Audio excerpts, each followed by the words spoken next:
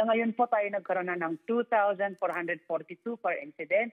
Kumpara po nung nakaraang taon, 4,316. Sa numerong ito, nakikita po natin ang pagbaba ng 43%. Eh, magandang balita na rin po yun. Yes po, tama po. At masasabi po natin na somehow natututo na yung community natin sa kabilang masunog at nagiging aware na rin sila na kumbaga halo na yung takot na mangyari sa kanila. Kaya nagkakaroon na rin ng pag-iingat. Bukod po siyempre sa mga programang inilatag ng DFP. Pero sa inyo pong datos, ano po yung pangunahing sanhi ng mga sunog na ito?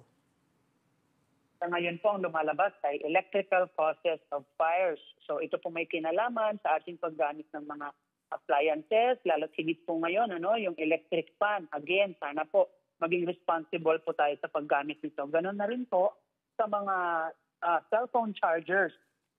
Recently po, medyo marami tayong naimbestigahan na caused by overnight charging. Bukod po sa information campaign ninyo ngayong Fire Prevention Month, kumusta po ang ginagawang fire safety inspections at drills po ng BFP? Mas lalo po natin pinapaigting ito, although annual routine naman po ito ng ating ahensya. But for now, ang ating pong focus is palakasin ang ating barangay fire brigade. Kaya this coming weeks po, magkakaroon sila ng refresher courses. At actually ngayon po, ongoing yung fire drill natin sa mga high density occupation at sa mga ibang malls po natin. Pumapalo po sa danger classification yung heat index ngayong Marso. Ano po ang paalala natin sa publiko para makaiwas sa sunog?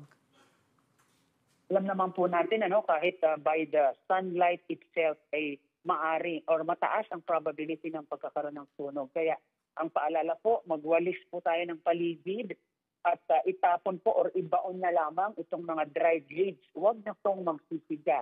Ganun na rin po sa mga naninigarilyo. Sana po makiki-dispose po ng maayos. Siguraduhin pong patay ang upos bago po nyo itapon sa basurahan.